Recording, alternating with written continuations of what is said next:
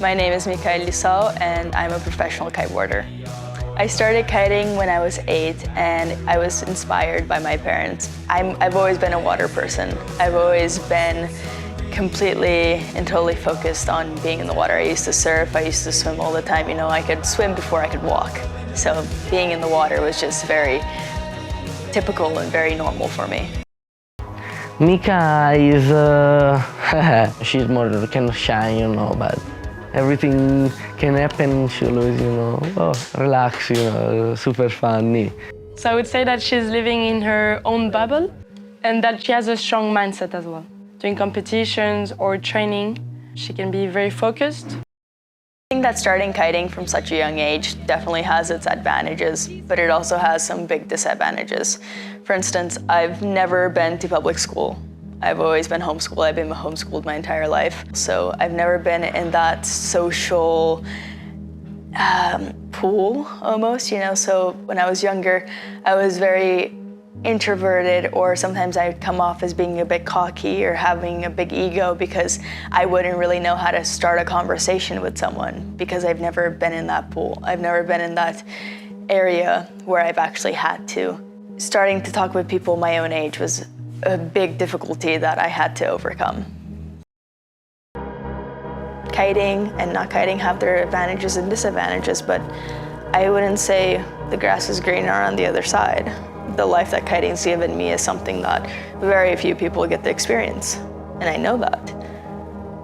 But maybe going to school and doing that, I would have found something else that I might have been good at, you know? I don't know. And in that sense, I might never know. It's a road that I can't go back to, in a sense, from being young. If I want to start something new now, I can. But it wouldn't be the same as if I started it when I was young, you know.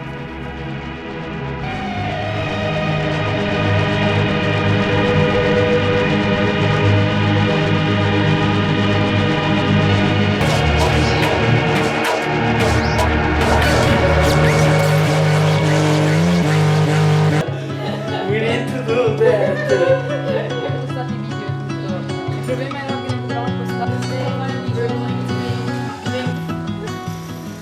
I think intuition is just like a feeling that you get, you know. It's an intuition, like when you have a feeling about something, and sometimes it happens, you know. I think intuition is very important, and at least for perspective. I have perspective because everyone's perspective is different. And it's a very big thing. What I might perceive is completely different to what you might perceive.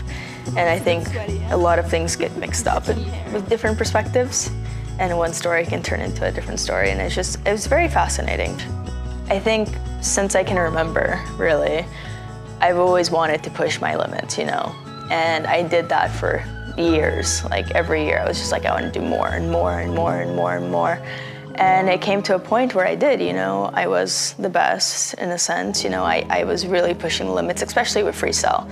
Like I did the doubles, I did all these tricks, and as I got older and as my body started like, I'm doing this, it hurts, I'm doing this, it hurts. And it's not like a pain a muscle pain where it goes away. It's like in my bones. I don't know, I'm like, is this worth the risk in a sense? Like, yes, pushing the limits is great. Doing a world first is great. Like, it's a great feeling, but is it worth the consequences, you know? Like, honestly, like, is it?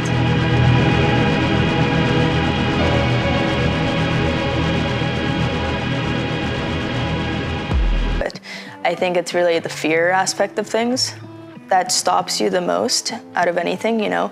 And it's not, oh, you're a girl, your body's built differently, no. It's not about the muscle or how heavy you are, or if you're a man or whatever, it's just about the fear. I wouldn't say I really would categorize anything as impossible. I think if you put enough effort into it and you believe in yourself and you really just give it your all, you can do it. In 25, I will compete. But I don't know if that will be just in the big air or in the big air and the freestyle.